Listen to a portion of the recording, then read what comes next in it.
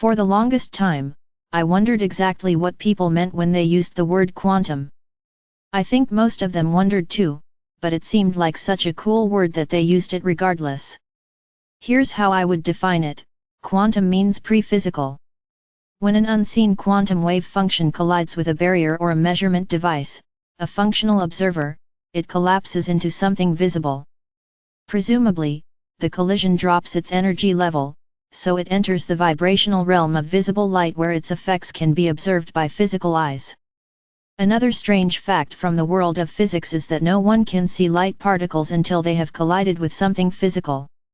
Then, stripped of the invisibility of their etheric energy casing, the remaining electromagnetic portion of the light particles can be seen by physical eyes.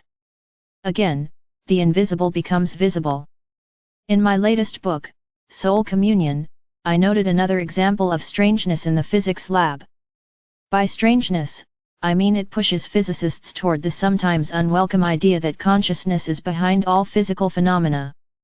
The double-slit experiment notes the difference in the manifestation of light particles when passed either through a single slit or a double slit.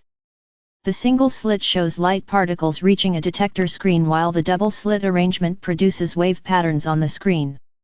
They call this wave-particle duality, meaning that a light particle can travel as tightly contained particle or it can spread out from a central point as waves. Different variations of the double-slit experiment have provided endless brain-teasing hours to theoretical physicists for well over a century, but the best variation of all is called the delayed choice experiment.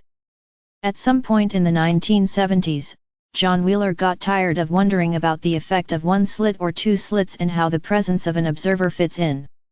Knowing that the decision to pass light through either one or two slits produces predictable outcomes, particles through one slit and waves through two slits, he tried the unthinkable.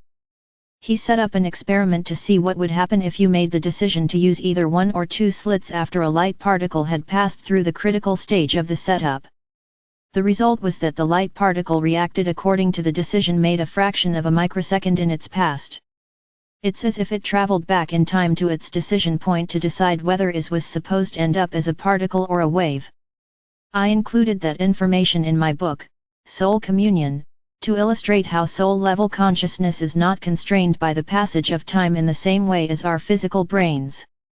For a particle of energy to travel back in time to make a decision is unthinkable in the way we are trained to think, but, at a pre-physical or soul level, the time-space illusion is no longer a limitation. One of the strange things about writing a book about a subject is that, as soon as you pass your knowledge along, it opens the floodgates for more new information to come into your awareness. I think the same principle applies to tithing. When you open a financial flow from yourself to help others, it becomes very easy for new forms of flow to come into your life as increased prosperity, often from seemingly miraculous circumstances. As is typical when such floodgates open, just days after releasing my new book, I had a sudden realization that while the delayed choice experiment could be demonstrating time travel, and that is eminently possible, it could also be demonstrating prescience, a perception of coming events. What if the delayed choice particle sensed the upcoming decision and reacted accordingly?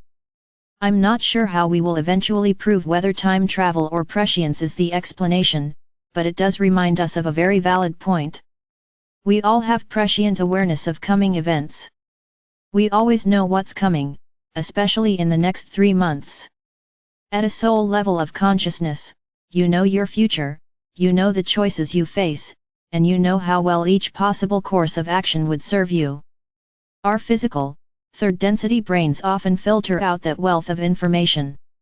Wouldn't it be better to know what's coming consciously?